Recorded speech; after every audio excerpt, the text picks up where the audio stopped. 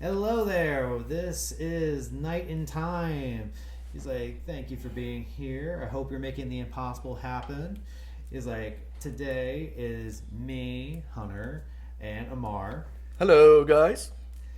And this is our first podcast ourselves. And it's like, this is something I know you want to do for the longest time. You're correct. I wanted to do that since last year, actually. Yep. But speaking of last year, it's like this, within a couple months, this is our 1 year of our company actually getting developed. Yeah. This is the first year, and we're not even finished the whole year. We are on month seven, Yeah. mid seven. And if anybody's actually seen on there, we've been doing a lot of projects within the last 7 months, isn't it? We are with a lot of people, with a lot of creative and talented people that I'm very proud I worked with. Oh yes, Yeah. because we've seen a lot of talent just bloom so much on there, and just getting to be able to have that experience with people is just so amazing on there. Again, I even say with your example of how much you bloomed on there. Thank you, sir. Yeah. I tried. Thank to you and thank to a lot of bad opportunity, bad planning. How to say it? Not planning, but like things that happen during production. Let's put Right. it this way. And yeah, Oh yeah. sometimes it's mistake is a good mistake, and we shine after that. Fierce is touching my leg. Oh yeah. Our mascot Fierce. She's a little furry ball. She's just walking around saying, "I hear people's voices. I don't know if I like the people's voices being so loud." But we know she loves food, and I give her a lot. Yeah. But Amar. Yes, sir. So today of all days, we're doing some tests for a film that we're doing, but we can't say what it is. No, we cannot. No. No, we can't. But one thing that it kind of reminds me of, and one thing I want to talk about on this one, is the beginning on there. So, because this is our beginning, so let's talk about the beginning on there. It was like, so where did exactly you fall in love with the actual art of photography and film? Let's say filming. Since I was a kid, I always wanted to be. As we know, we always wanted to be an actor because that's the only person in TV, and that's the only thing we can see actually. And I don't know there's people behind. I know there's people behind the camera, but I don't know what they are, what they do, and what their job. So we always say, well, to me, I always says I want to be an actor. And I remember I go past like my father, my siblings, and I always tell them that I know what I want when I get a bit older. I want to be an actor in Hollywood. That's exactly my wording. And the funny part is I'm from Middle East. I'm from Iraq, and I born there. And I was saying these words over there. And it was Saddam Hussein's in power. And so my dad looked at me and was like, oh, this crazy, my crazy son, poor crazy son. But I never really give up. And I always watch, like, I always, we both like the classic movies and classic actors and actresses. And so when I watch it, it was my favorite three, let's say, is Sylvester Stallone, Arnold Schwarzenegger, and Claude Van Damme. I don't know if you know that guy. Oh, and Jackie Chan. Duh, of course. Oh yeah. Yes, sir. Jackie Chan. He created his own team in China, I think it was, that they all learned how to do his martial arts from there, Interesting. and they're on the new Spider-Man movie. He is in the new Spider-Man movie? So his team is help choreographing the fight scenes in there. Interesting. So you know how in his movies, the people who like he always would grab something and then just use that to do that. Yeah. Yeah, but to ask you a question about that, because I am very curious about something on there. Mhm. How is the film industry different over there versus over here in America? Don't forget, there's two times. The time when I was a kid till the age of 16, Saddam was in power. Because in 2003, when I was 16, 17-ish, 16 going to 17, that's when Saddam was thrown away from the throne, and a lot of changes happened in Iraq. So when that happened, there's a lot of tragically things that changed in media and filmmaking, especially like social media. We get more social media. We get more access to channels because we get satellites, and satellite was forbidden in like in the 90s when Saddam was in power. So what we really watch is what the two channels of that time they provide us in the night. I still remember like through the weekend. And if it's summertime, they actually after 12 o'clock, they call it the Sahra film, which is the Sahra is mean every time you wake up from 12 to 2. It's like yeah. So you have that, like you have a movie that you're actually gonna stay awake for and watch with family. And if you don't like that one, there's a second channel you watch, and then there's another movie there. Usually they're not the same movie. They're totally different channels. But sometimes it's annoying because both movies are stupid. What do you want to watch? I don't know. Go to bed, I guess. And then when Saddam went away from the power, satellite came in, and of course you have more channels. And especially I remember like called NBC2. These all like they all. I know they're like sounds like American or foreign channels, but they're actually not. They're actually podcasts from Emirates, and to a satellite that actually we can receive in our satellite. Anyway, so NBC2, NBC, like a lot of episodes. I forgot them. They were a while ago. And these guys play movies over and over and over. Sometimes like same movie like twice a week. I'm not saying that they're boring like that, but they have specific schedule to do it.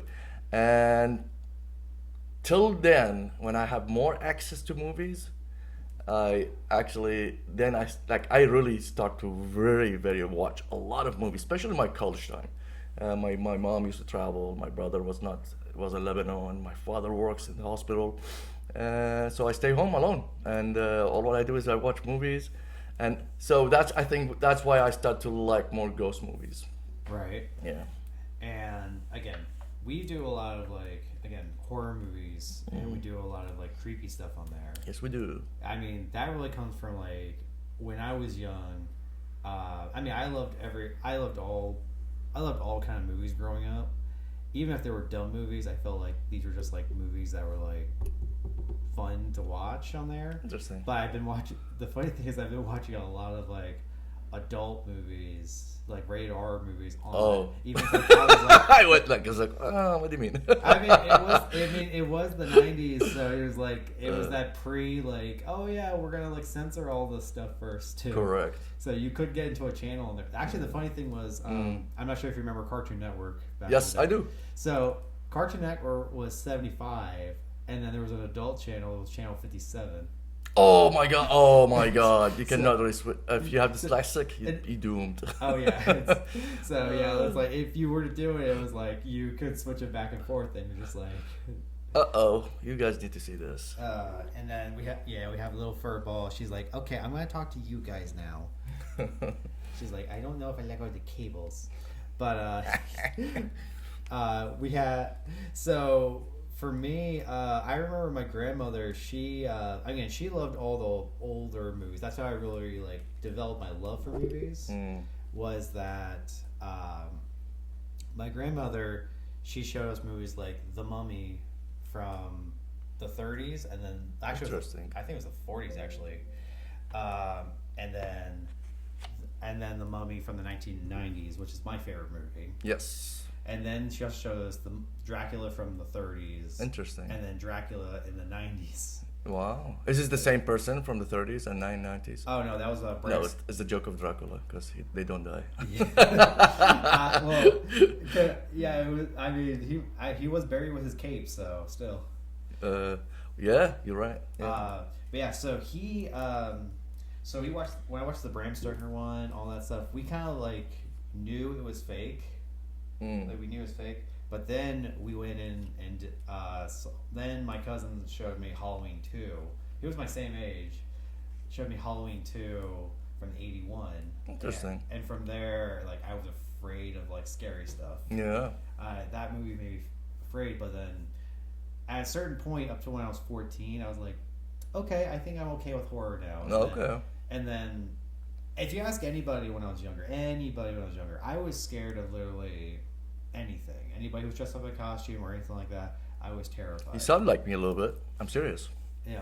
And it eventually came to the point where I was like, you know what?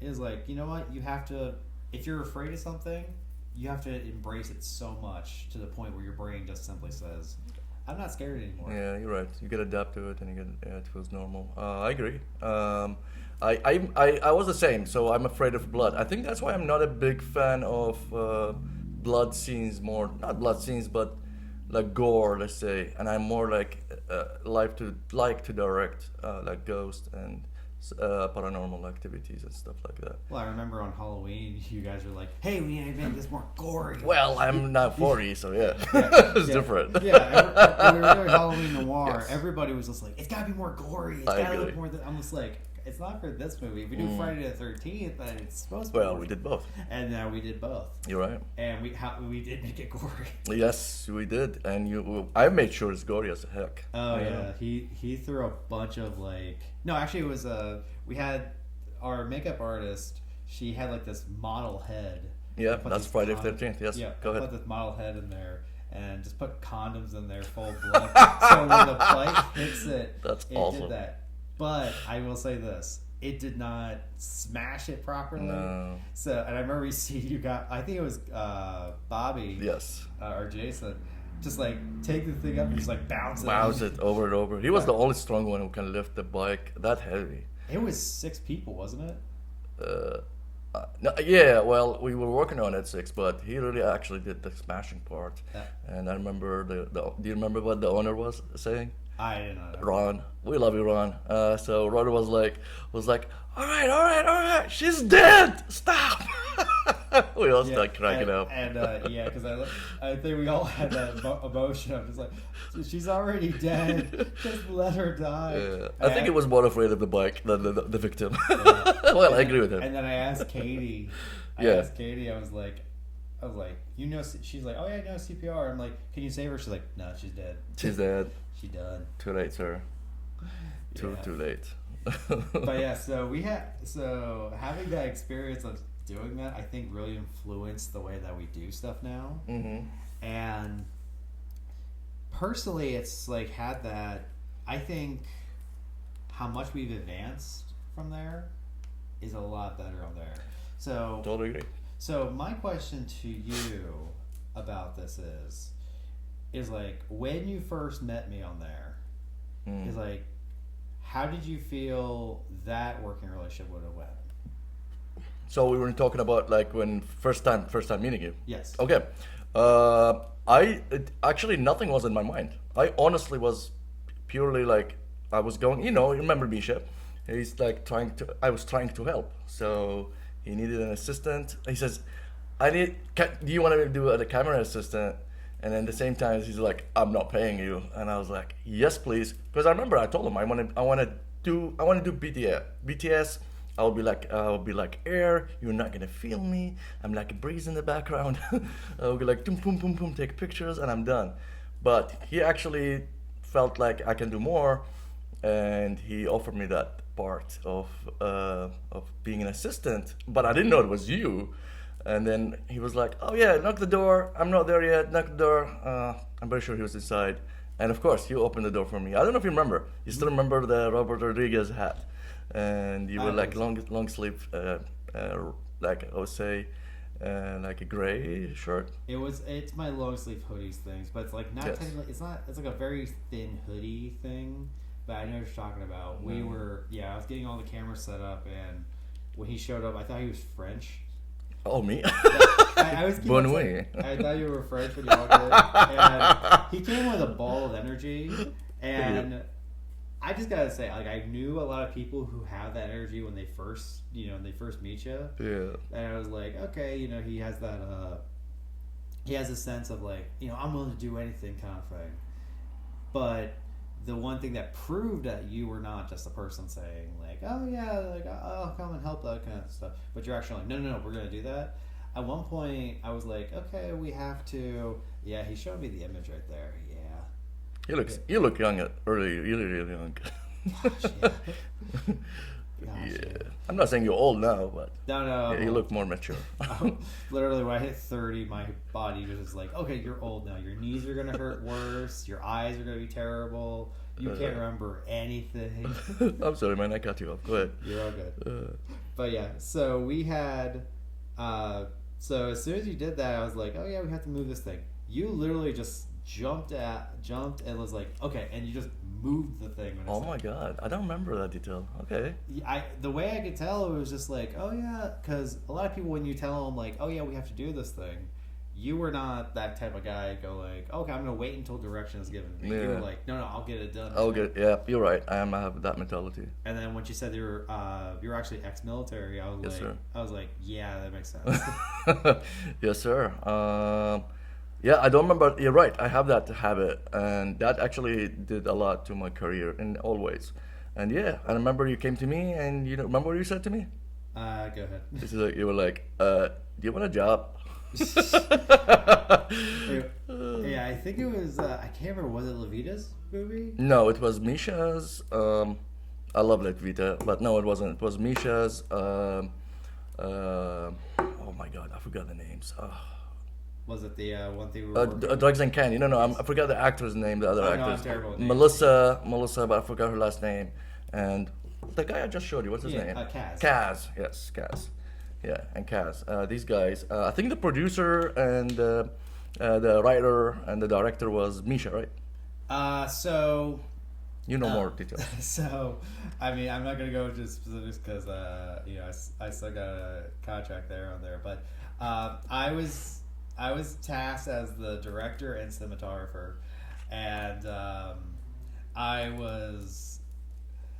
it was like, but Misha was so like, he knew the material so well that he had a specific way of doing it. Okay. So I personally consider him the co-director of that production on there. He only credits me on that one, but honestly, because I had to have him on set every time he was, you know, we were doing something. Yeah. And I remember the second day you were there. Yes. We had a full room of people. I remember.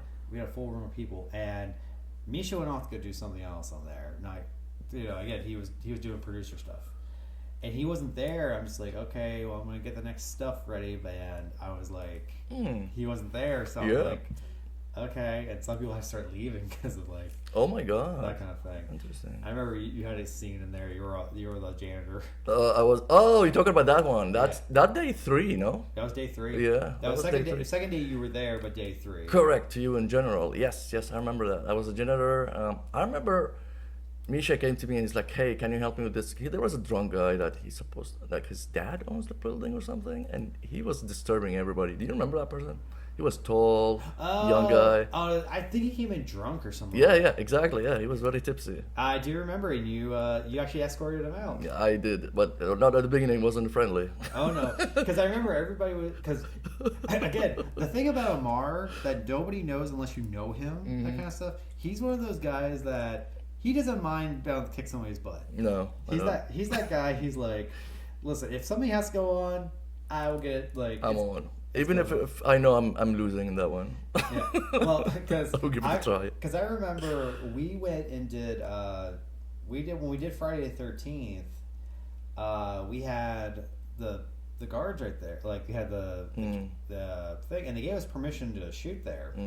But when we shot there, I was like, okay, like maybe they're gonna start talking. You know, they're gonna start watching what we're doing. And saying, oh, I don't know about that stuff. Yeah. And I think I sent you, or I started walking over. Talking about Friday the 13th, yes. right? Yes. I suggested. Remember, you were like, because there was we're supposed to go to 2 locations that are half hour separate from our main locations. And I was looking to everybody's faces, and I remember they were tired, and well, we're all tired. You were not. You were not like not tired. You were very like. I was exhausted. Done. Yeah, you were depleted more than you were tired. and I really wanted. I felt like we needed a solution for the location was because if we made it the trip to the other second location, we all gonna be like we will be really collapsing, and people like the performance will really get affected. However, I suggested if he was like, hey, do you want to go to like, hey, what do you think if we shoot here? No, I said, yeah. What do you think if we shoot the blood part here? And you were like, I don't know if it's like they will allow us. And I was like, what if I talk to them? What if we talk to them? And you were like, listen, if you want to talk to them, go to them. Go right away. Mm-hmm. He literally pointed. I was like, okay, give me 1 second. And I went and I spoke to the rangers. And they gave us all the permission we need. Like I remember when you told me because it's a public park. Correct. And people were watching us. Beltsville, yeah. Yeah. And I'm one of those people that's like, listen, once you get permission to go do something, don't bite more than you can chew, kind of thing. But if you're in filmmaking, you have to 100% abandon. You have to just say, just bite. Let's do it. Let's do it. And ask for permission later by showing what we're doing. But Anmar, you came in and you were like, he was like, okay, I'll go ask him. And you asked him like seamlessly, and then the wording that you said on there, which I was really happy, was like, oh yeah, we expected you guys were going to do anything here. So you guys have full permission. Just don't hurt the sand. Just This says don't make the sand bloody. Yep, you're right. Yeah. And I was like, what about the grass? He's like, I don't care about the grass. And I smiled. Yeah. So one thing that you have transitioned over from the one story we were talking about drugs and candy on there to this is you have transitioned more from being a camera person to now like actually assistant directing to directing scenes. Correct. How do you feel about that? I never knew I would be in that spot, honestly. And thanks to you, honestly, I'm not gonna lie. Thanks to you, and you're a lot of influence. Like you influenced me a lot in so many ways that I became that person right now. And how much you're right. You send me a lot of like videos on YouTube and stuff. Sometimes I really don't watch them in time that you send them. But when I watch them, I really learn a lot. Like even if it's one thing or two. So I appreciate you. Thank you so much for transitioning. You didn't mean it. I mean, you meant it. But if the person, if I was not willing to take that advice and take that change or accept that change, it will not affect me the way it's affected me now. So I'm very, very happy, and I'm proud of myself, honestly. That's why I think I'm happier, honestly. More purpose. Because I think it was Kevin Smith who perfectly said it on there, which is nowadays people can't just be writers; they have to be directors. If you see it a certain way, you have to do it like you have to do all of them. Yeah, and one thing that I can tell your passion of like what it was on what I think it was. I would say it was on the script I wrote, Cuddle. Oh, I love Cuddle. Because I wrote that film, which eventually will come out. Like we're still working on that movie. Oh yeah. When I wrote that, it was kind of like something I was going to do as like a small mini project on there, and then eventually I just kind of like put it to the side, going like, I'll come back to it eventually. Oh, I didn't know that. Okay. I mean, it wasn't something I was like, oh my god, I have to do. It was kind of like the story's sick, right? Like I'm mentally sick. I'm very aware. It's very so like sick, like good. No, it's mentally sick. Okay. It's a disturbing movie. It's very disturbing. And I put it away, and I had this stack of. I always like to print the first draft of every script I do, just for my own memory's sake. Yeah. And I remember I had this stack of scripts that I had. Yeah.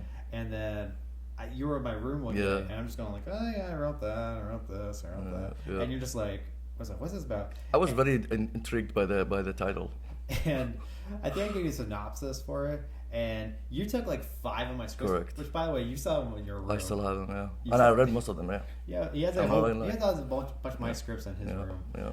And he just came. I think, honestly, I can't remember if. I think you charged back in my room. No, you're right. Yes. And you were like, we have to do this. I was like, you are sick, but we need to do this. You're like, we have to do this. Yes. And I'm like, okay, I mean, like, it's going to be okay. Like, I can do it. And it came to a point where he's like, no, I have the exact idea of what I want to do. I know how I want to do it. Exactly. To the point that I was just like, do you just want to do it? Like, do you know how much searches I did on, I'm going to just say for what, but I'm not going to say like the whole details of the movie, but for psychopath and how to not bipolar, but how to switch to a split personality, just like the Split movie. Yeah. But I wanted to be sociopath or psychopath, and I start to do the searches of the differences. And the cool part is we have upcoming movie that's very soon coming. Like I will say when, but I'm not gonna say what. But this coming weekend, the 26th of July, 2026, we have the same almost the same concept of and same concept. I'm not saying it's the same story, but the same concept. And the part that in it I have, it's needed the same. Not the same personality, but the same trait of the personality of the psychopathic, and I've been doing all that searches, and I'm watching, and I'm learning, and I'm pulling doctors on YouTube, and I'm watching what's facial expressions doing, and what all this thing, and like I even pull like some real psychopath and people like they are interview with that people they don't know. Even the guy the host is talking to them, he doesn't know they are psychopath. But there's a guy who's analyzing them. He was in this, I think he was in the army intelligence. I forgot his name, but he was telling like if you watch the eyes, if you watch the mouth, if you watch how the head is tilted, look, I'm getting goosebumps about it. He's saying if you watch all that, you will see the psychopathic traits on their faces, and how he's like manipulative, the host in the TV. And dude, you see it. It's crazy. Right. So yeah. Thanks again. Thank to you, man. You didn't box me, man. Let's put it that way. Well, I mean, even additional to that, like, so now we've talked about your, the what you got into it, and the cuddle part. Yeah. Now he's like, now we have to talk about your acting. Yes, thank you. Because I remember when, and I'm gonna be very nice about this. Yeah. When we did Drugs and Candy, and I asked you to play a janitor, it was not exactly like the acting on that one was. Did I act? You did. I know. I remember. It was very much a. That's why I'm being smart. Yeah, it was very much a like. You gave a person a part, and they're just supposed to act the part. Yes, that's exactly how it felt. Yes. Yeah. I forgot what's the actor name that she spoke to me. I have no idea, but apparently she was like the mayor's daughter. I didn't know that. Okay. Like, I guess they wanted to be in there, and he came in, and he's the hobo. He's the hobo in that shot. That's funny. But how do you feel going into acting and like where? Yeah. I think what happened that day, like, so don't forget, like when I was in Iraq and a lot of things didn't happen. Yes, I bought camera. My dad bought us camera. I remember like we did so much. And I think that's why I don't have the fear of camera. Like I noticed if I track back my childhood, I'm always around cameras. My grandfather was a photographer, and he has a studio in Baghdad that he take pictures of portraits of people, and he tried to make money of it. And it used to call Cubic, and the store called Cubic something, or is it just Cubic? Anyway, and the business didn't work out. And don't forget, like that was like what 70s, I think, 70s. Yeah, and didn't work out, and they closed it, poor guy. But what I'm saying is, my background is all around cameras, and don't forget, I have a brother, so we are two of us there, and we always. And I remember my cousin used to sleep like crash over in our place sometimes, and we joined him in. We're all horrible actors, but I think that's part of it. Let's say I don't have a fear for the camera, but that day on Drugs and Candy, when he gave me that part, don't forget, like that I was 16, and when you gave me the part, I was like in my mid-30s.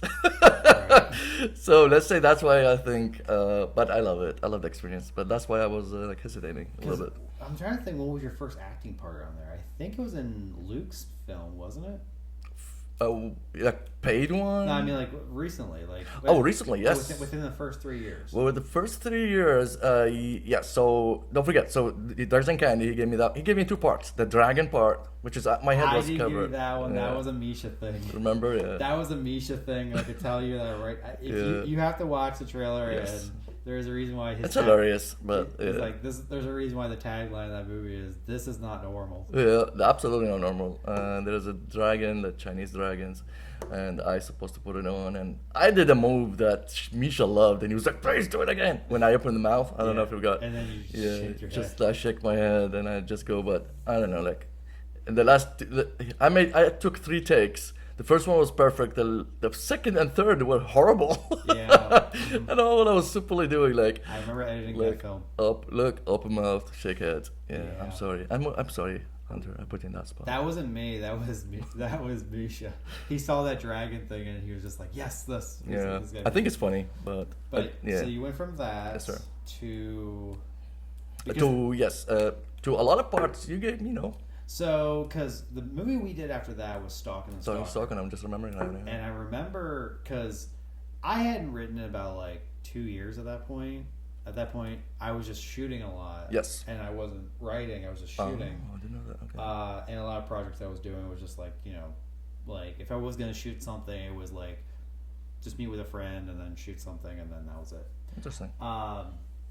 And so we did. So I wrote "Stalk and Stalker," which was based off Dead Silence, the scene when she's in the hotel room, and I sent it to you. Again, just kind of like, hey, if you want to read something here, there. I wasn't like really thinking about doing it, and you were like, "We have to do this." Yes. Which is Ammar's MO so much. Yes. If I do something, he's just like, "We got to do it." I'm like, "How are we gonna do it?" He's like, "I don't know, but we just got to do it." We gotta do it. And so. And you like to give yourself time. Which is I love. Trust me. I mean, because the way that when you do a lot of independent filmmaking itself, you come into filmmaking where you're like, you know what, I gotta get all the stuff, and over time you realize, oh yeah, I have to get this. How are you gonna get it? Well, I gotta do this. Well, I don't have the time to do that or the money to do it right now. So you take time to do it. Correct. So when I said, because he asked me like, when are we gonna do it? I was like, probably in, like October. Yes. And you were like, no, we're not doing it in October. No, you said December. No, because you don't shoot December. No. Yes, you're right. We're gonna do October, I think and is then it. he's like, she's back. The fur pose back.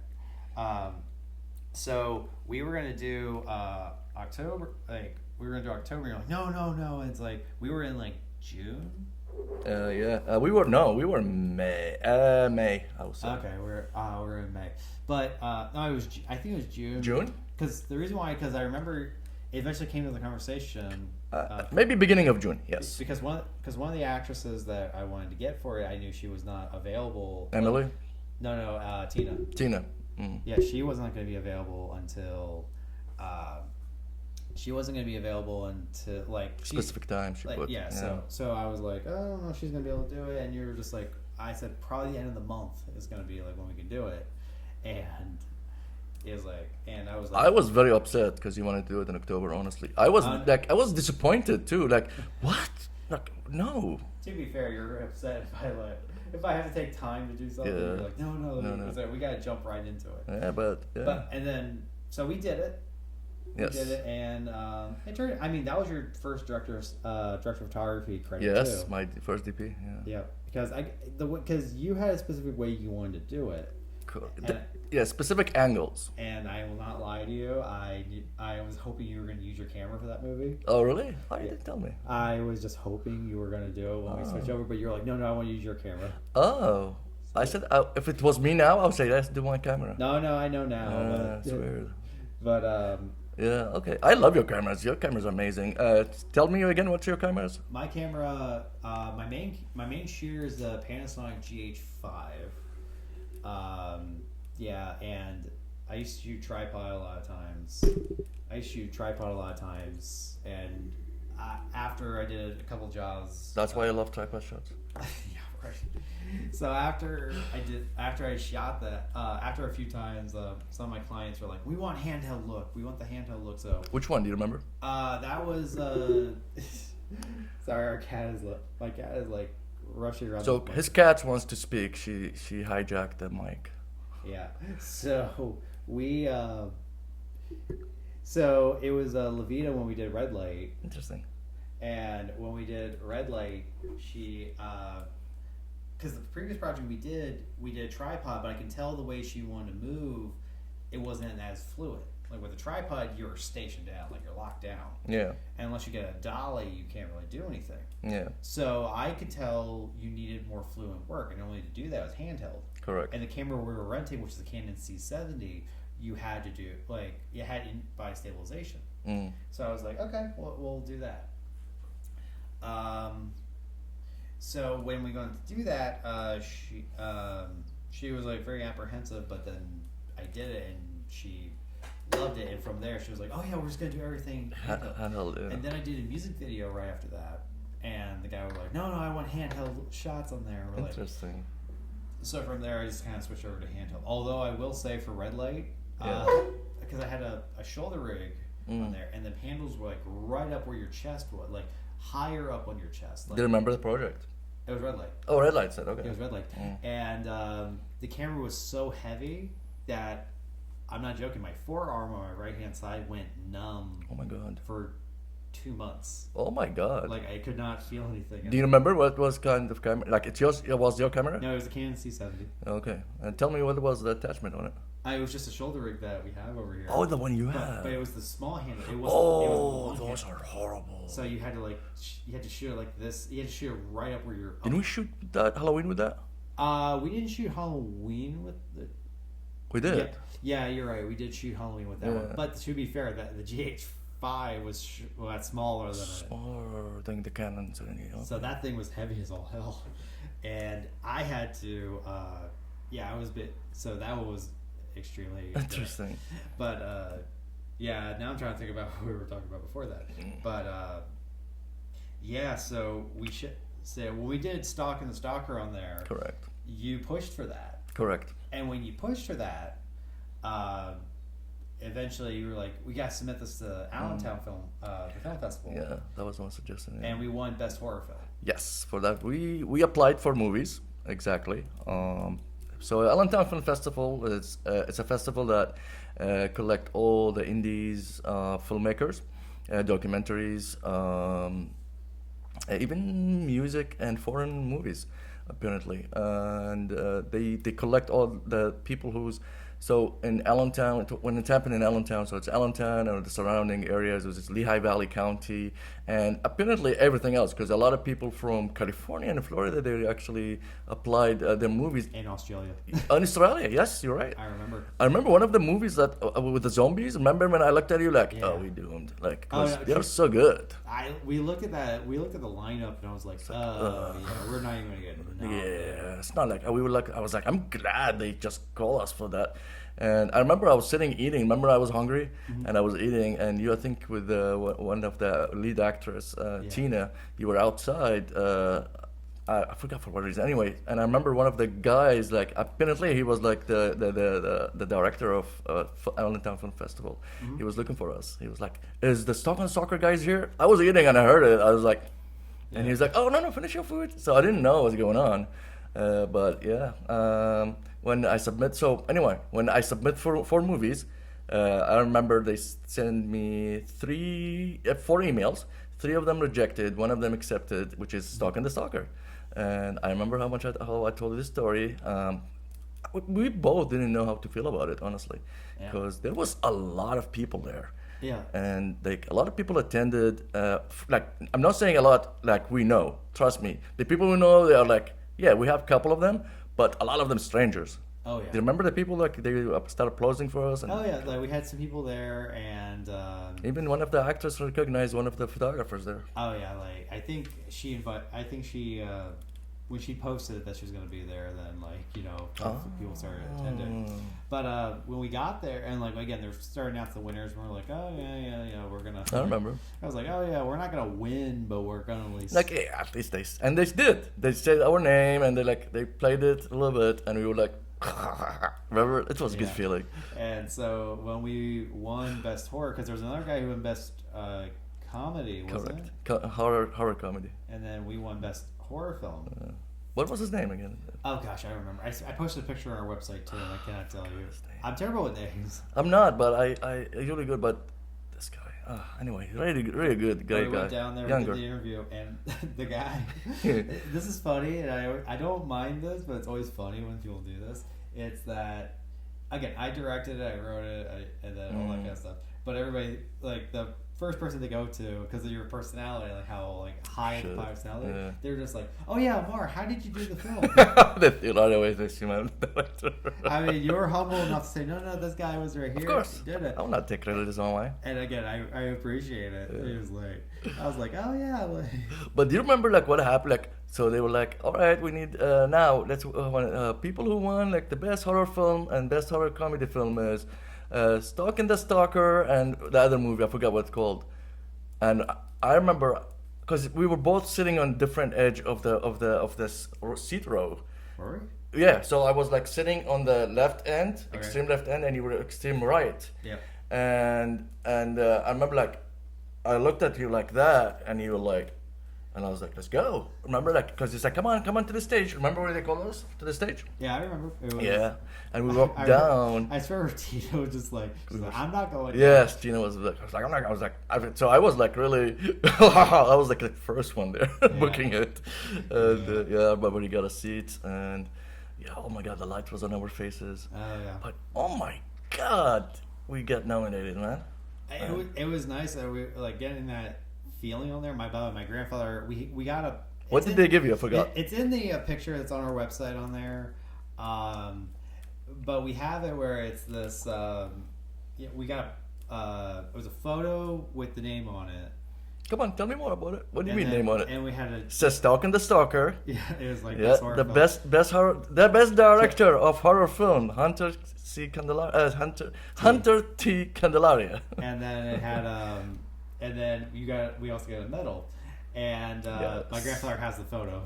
Yes. And I remember because I gave it to him, and he's like, "You won?" And I was like, "Yes, yeah, we did." I won." And I was tired that day, so and like when he saw, he's like, "You won?" I'm like, "Yeah, I won." And he says, "Can I have him?" Like, sure, go ahead. Go ahead. And he attached that thing to him, so like he puts that in front of everybody who shows. Oh, I love it. And he goes like, "Look what he won!" I love it. And I remember I took that to my other grandfather, and he asked like, "Can I have it?" I was like, "I'm sorry, it's already occupied." It's already taken. Yeah, it's like, I'm sorry. I love that. And so when we did Friday the 13th, he was hoping there's gonna be tickets to that one. Remember? Oh. I mean, we can apply it still. We could do it. Yeah, so but it's not now. It happens in April of each year. We just show up to him and say, "Hey, listen, we got." Hola, guys. He's like, "Hey, we got plenty of that." Yeah. He was like, "Well, we're about to run out of time soon on there." Interesting. But Anmar, how do you feel about the first podcast? I love the first podcast. I feel like we are like our normal conversation, but we're recording it, and you forget about all this mic and stuff. Over time, it's being in production after a certain point in time, your brain just goes like, it's a camera. It's mics. It's mics. It's a camera. But now the one thing he will not say is, it's okay. That's there is lights. Yeah, it's okay. Like, if I were to say, it's just lights, he'd be like, I'll cook your ass. He just looked at me and said, okay, listen, watch your mouth. Tell me more about this podcast, and are we going to what's your future plans for it? So for the Nite-in-Time podcast on there, we're gonna be posting on Mondays. We're gonna be posting on Mondays at 3 p.m. Interesting. And we are going to and we record on Sundays. We go at there. We record on Sundays, we post on Mondays, and it was just, we want to more or less talk about our movies, we want to talk about movies in general on there, we want to get other people on here to get their opinion on the industry. Tell me, other people's are in the same industry of what we're doing, right? Yes, they are. We're just confirming the dates for those guys, and this Friday we're recording the next one. Well, this coming Friday on July 24th, we're recording another one. I have not told Anmar what we are recording about, but he's gonna once he gets there. Yeah. He'll either have like or he's gonna be like, oh god, we have to go do this. Yeah, I usually let's hope not the second one. Yeah. Let's hope. I prefer to be indifferent or excited over that not excited, if it makes sense. Right. Yeah. But yeah, go check us out on Facebook, Instagram, X, and actually this one too on Spotify as well. So go check us all out there, and remember, make sure that anything that's impossible, you're doing. Mm-hmm. All right. See you Make guys. sure, guys. Bye.